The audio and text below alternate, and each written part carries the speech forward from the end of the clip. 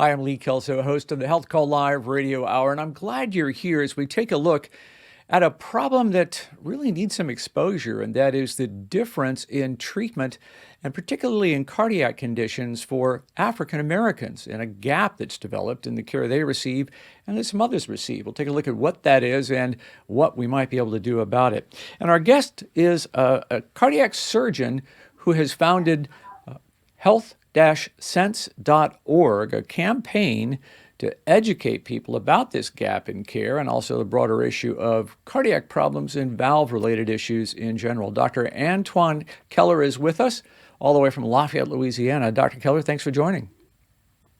Thank you for having me, Lee. It's a pleasure to be with you today. So you're pointing to one particular condition as a signal for a broader problem, and that is aortic stenosis. Let's talk about what that is first, and then what does that tell us about the really the difference in care that blacks and other people receive?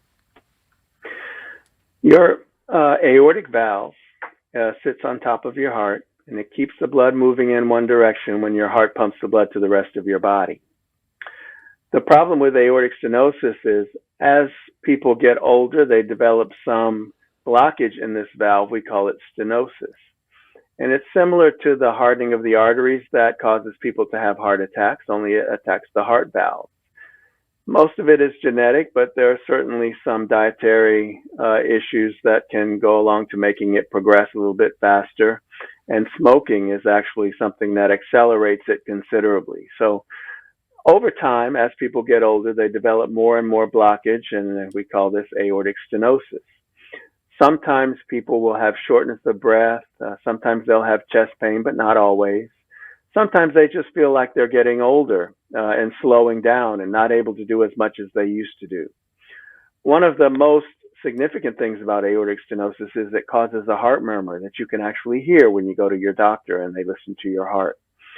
Oftentimes people discount the murmur, saying that I was born with a heart murmur, but these kinds of heart murmurs that cause aortic stenosis are progressive. They develop over time as people get older. So a lot of people think that you have to be born with a heart murmur, but aortic stenosis is actually the most common reason why people have to go to the doctor's office for their heart valves as they get older. So it's a very common problem. It impacts hundreds of thousands of people in America every year, causes them to have symptoms that are consistent with heart failure, those symptoms that I described previously.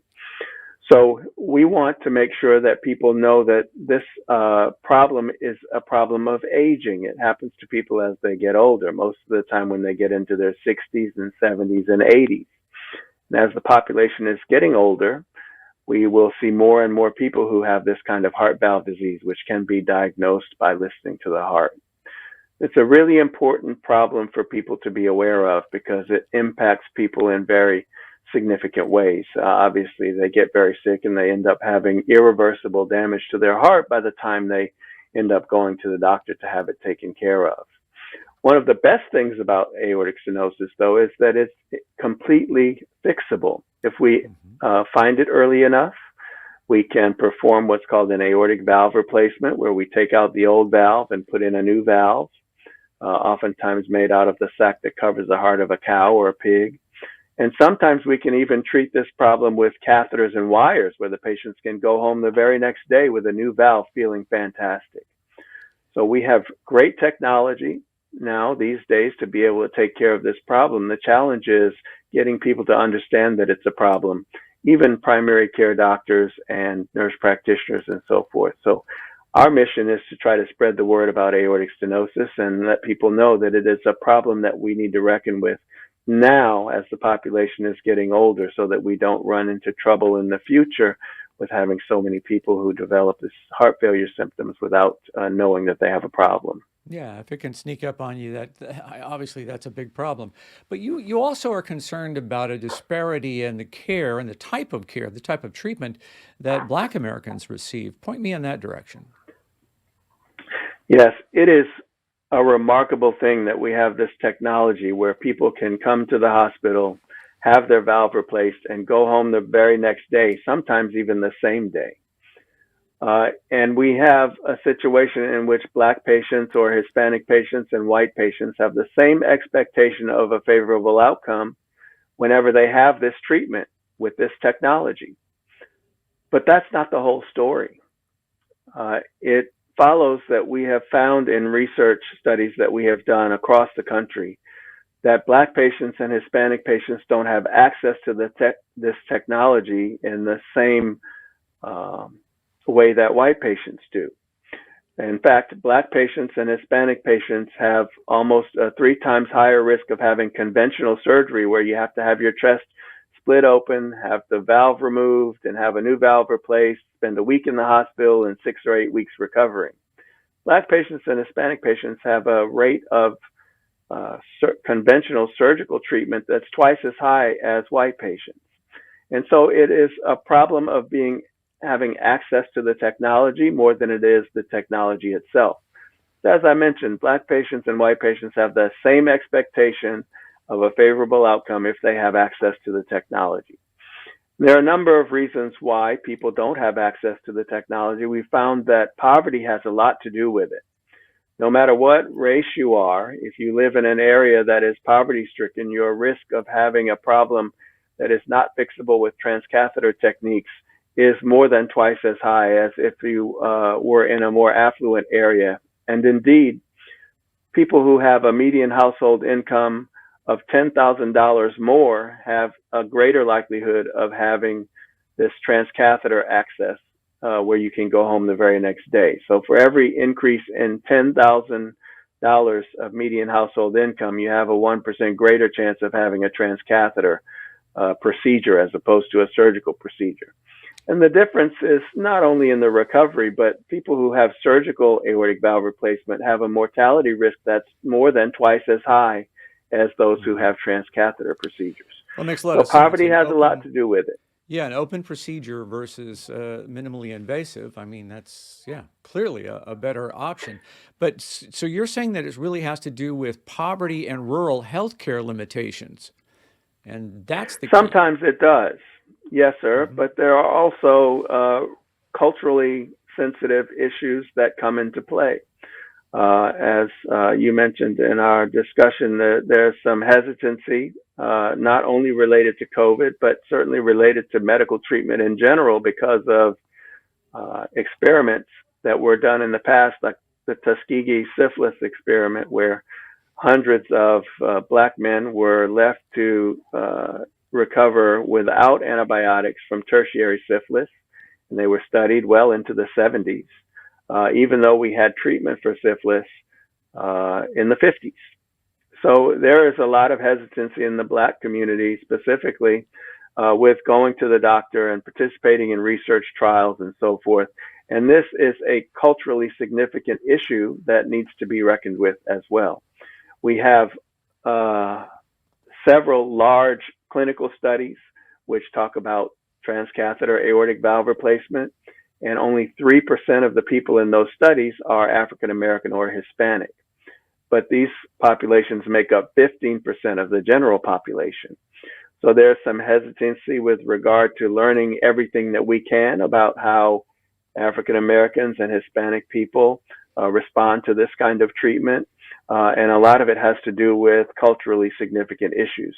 Some things that come into play, especially when people live out of proximity to a transcatheter aortic valve center, we call this a TAVR desert. And we have people who don't have transportation to be able to get to the doctor's office to have a diagnosis. They don't have the means to be able to have their family come and stay in a hotel while they have their procedure because they're scared of being in the hospital and in the big city. They don't have someone to take care of their kids while they spend all day getting transportation to the doctor and from the doctor and all day at the doctor's office. So there are a lot of culturally significant things that impact access to technology and to people with specialized techniques that we really don't see if we just look at the outcomes of the procedures themselves. But we feel that these issues need to be taken care of on a primary care basis before they even get to the cardiologist, because by the time they get to the cardiologist, a lot of times it's too late. And oftentimes there are so many more people who could be treated that just don't have access to these people with specialized training to be able to take care of them. So they present with worsening heart failure, and then there's nothing we can do. We see So that there across are a lots of different myriad healths. issues. Yeah, we see that a lot, lots of different diseases. We see that with everything from cancer to diabetes to you just name it. So it really is, I get it. It's an issue of getting over that hesitancy to engage with the healthcare system in a lot of cases, right? So That's right, exactly right. so is that, can we educate our way out of that? Can we get that message into Yeah. minority communities more deeply? Is that the fix? So it's a very difficult problem because of the fact that we have very few uh, minority or disadvantaged physicians to go into the community. We have about 3% of the physician population is African American. But again, we make up 15% of the population. And certainly African Americans have a higher incidence of late presentation with cardiovascular disease, and they have a higher incidence of poor outcomes because of the fact that they present so late. So part of the reason that this is true is because they have hesitancy related to the cultural significance of these issues that we've described, and we have practitioners who don't really understand the nuances of these social determinants and cultural determinants of care. And so one of the things that we have done with our Heart Sense project is we go into the community and we try to count people or identify people that would not normally go to the doctor. We take some special artificial intelligence technology that we have been gifted by a company called ECHO, EKO, and also with some resources that were contributed by Medtronic Corporation and Boston Scientific Corporation. We go into the community and we actually touch people. We show them that we are here just to be able to do a service to the community, to identify people who might be at risk for developing aortic stenosis or any kind of valvular heart disease. And we get them to someone who actually has some experience taking care of people with these problems. We give them the confidence to say, okay, I do have to take a day off from work and take the hit that that takes to my bottom line so that I can go and take care of myself so that I can take care of my family later. Or I do have to take the bus for 3 or 4 hours to the doctor and from the doctor because this is going to be important for me so that I can be around for my kids. Or I do have to go and have this procedure done because it's better than the alternative of having the conventional procedure done and being down for about 6 or 8 weeks. So we give them the confidence to say, yes, this is important to me, or as opposed to not knowing if there's an issue and then having to expend all of these resources and time and effort, not knowing whether there's going to be a problem or not. So it really does do a lot for the people in the community to be able to see doctors and nurses and practitioners who have the time to be able to come and try to make sure that everything's okay for them. And that goes a long way to helping obviate those concerns that they have about hesitancy with regard to the medical establishment.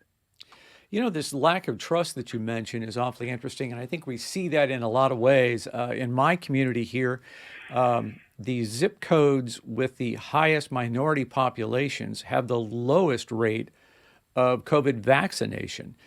Does that speak to the Mm-hmm. trust issue again here? Is that what we're dealing with?